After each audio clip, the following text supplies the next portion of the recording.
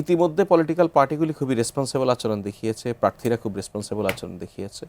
এটা যদি আমরা 2 থেকে 3টি দিন কন্টিনিউ করতে পারি ফলাফল ঘোষণা পর্যন্ত, তাহলে সত্যিকার অর্থে একটা দুর্দান্ত নির্বাচনের খুব দ্বার প্রান্তে আমরা। গত 1.5 বছরে সরকারের ভূমিকা নিয়ে এখন নানান ধরনের আলোচনা সমালোচনা তৈরি হচ্ছে। নতুন যে নির্বাচিত সরকার আসবে তার জন্য অন্তর্বর্তীকালীন সরকার কি রেখে যাচ্ছে? প্রথমত প্রশ্নে যেটা বলছেন যে সরকারের গত 1.5 বছর নিয়ে নানান আলোচনা সমালোচনা এখন তৈরি হচ্ছে, এটা আমার কাছে একটু অপরিষ্কার প্রশ্ন হিসেবে। বিকজ প্রত্যেকটি কাজেরই সরকার তো নানান ধরনের কাজকর্ম করে, সেটার নিয়ে আলোচনা হবে, সমালোচনা হবে, থাকবে, এটা খুব স্বাভাবিক। কিন্তু এরকম তো বিষয় নিশ্চয়ই নয় যে 1.5 বছর পরে এসে এখন যেটা আরও ধরেন 1 বছর আগে 1.5 বছর আগে কাজ করেছে সেটা নিয়ে এখন সমালোচনা বা আলোচনা তৈরি হচ্ছে, বিষয়টা তা নয়। পুরো সময় জুড়ে সরকার দায়িত্ব গ্রহণের পর থেকেই নানান ধরনের কার্যক্রমের মধ্য দিয়ে যেতে হয়েছে। একটা উত্তাল সমুদ্রে একজন নাবিক, তার নেতৃত্বে কিছু ব্যক্তি একটা সরকারকে এই সময় পর্যন্ত টেনে নিয়ে এসেছে।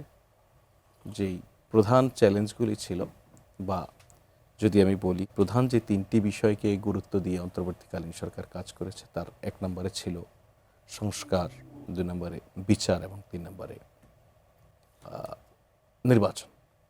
সো সংস্কার তো ইটসেলফ একটা আসলে চলমান প্রক্রিয়া, এটা শুরু থেকে আলোচনা, কিন্তু সংস্কারের কিছু গাইডলাইন তৈরি করা, সেক্টর ভিত্তিক সংস্কারের জন্য কিছু পদক্ষেপ গ্রহণ করা, সেইটা নানান প্রক্রিয়ায় সরকার কতগুলি কমিশন গঠন করা, পরবর্তীতে ঐকমত্য কমিশন, কিছু কিছু ডিপার্টমেন্টাল আইনানুগ সংস্কারের প্রয়োজন যেগুলি ইতিমধ্যে অনেকগুলি হয়ে গেছে, বেশ কিছু পাইপলাইনে আছে। আর সংবিধান বিষয়ক সংস্কারের জন্য রাজনৈতিক দলগুলি সম্মত হয়েছে যে একটি গণভোটের মধ্যে দিয়ে সেটা করার বিষয়ে, সেই গণভোট সামনে রয়েছে।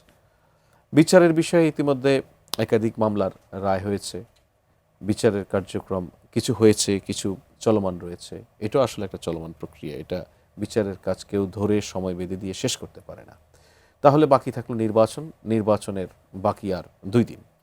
তো আশা করি যে নির্বাচন খুব ভালোভাবে অনুষ্ঠিত হবে। এই জন্য আশা করছি যে এবারে নির্বাচন নিয়ে এখন পর্যন্ত, আজকে পর্যন্ত প্রচার প্রচারণা আগামীকাল সকালে ভোরে শেষ হবে আমরা জানি।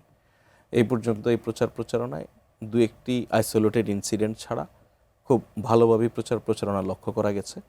সো এর ফলে বলা যায় এর ধারাবাহিকতাটা যদি ইলেকশনে, আসলে সরকার বলুন, ইলেকশন কমিশন বলুন, সবাই চেষ্টা করতে পারে, কিন্তু এর দায় দায়িত্ব থাকে মেইনলি পলিটিক্যাল পার্টি এবং ক্যান্ডিডেটস, তাদের সাপোর্টাররা, তাদের কর্মীরা অনেক ভূমিকা রাখেন যে কতটা শান্তিপূর্ণ বা কতটা শৃঙ্খলার মধ্যেই প্রচার প্রচারণার কাজটি হবে। তো ইতিমধ্যে পলিটিক্যাল পার্টিগুলি খুবই রেসপন্সিবল আচরণ দেখিয়েছে, প্রার্থীরা খুব রেসপন্সিবল আচরণ দেখিয়েছে। এইটা যদি আমরা 2 থেকে 3টি দিন কন্টিনিউ করতে পারি ফলাফল ঘোষণা পর্যন্ত, তাহলে সত্যিকার অর্থে একটা দুর্দান্ত নির্বাচনের খুব দ্বার প্রান্তে আমরা।